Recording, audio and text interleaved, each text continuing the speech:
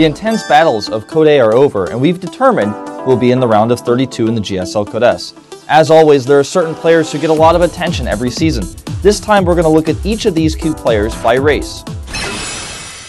The first race that we are looking at closely is Terran.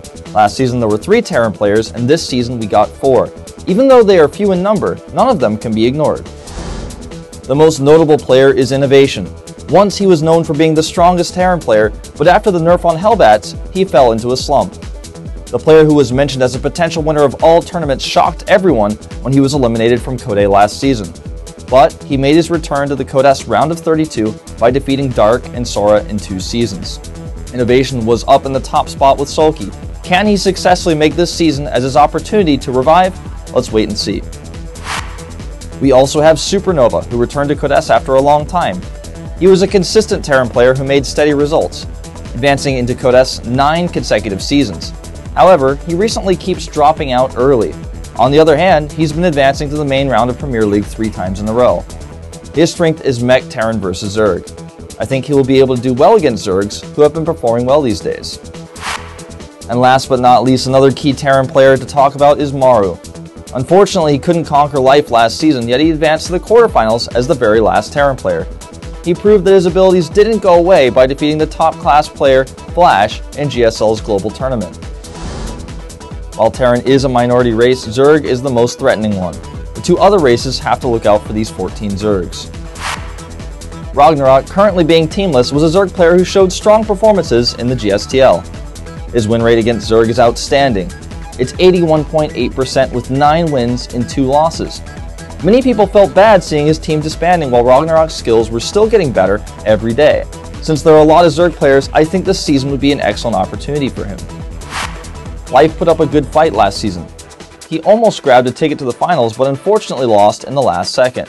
The record that he was so famous for was broken as well. He had a 100% win rate against anyone who beat in the first set. However, I think Life has regained his momentum. It's powerful enough to remind us of the Life of old. Even in a recent match in the SPL, his team was defeated, but he won his match. He seems to be in a much better condition now, and I'm expecting to see a revenge match if he faces against Sue. When it comes to key Zerg players, we also have to think about Sue. It must be really hard for him to get 2nd place 2 times in a row. However, he keeps making winning results in the SPL. I expect him to get impressive results this season as well. There's never been a player to ever make the GSL finals back-to-back 3 times in a row. We'll have to watch closely to see if Sue will be the first. And if so, can he actually win this time?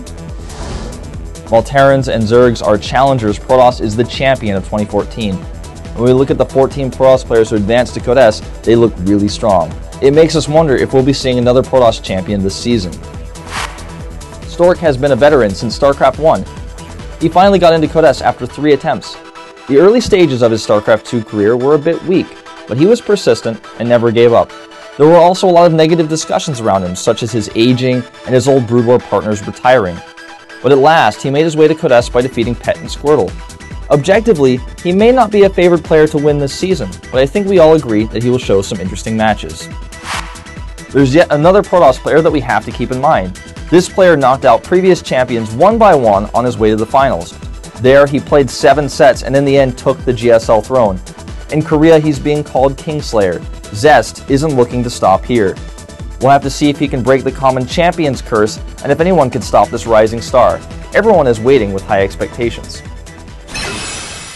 So far, we've taken a look at YouBet's key players from each race. We still don't know yet what kind of results they may bring to us, but I'm sure that these players are talented enough that we'll be seeing some of them in the round of 16, the round of 8, and beyond.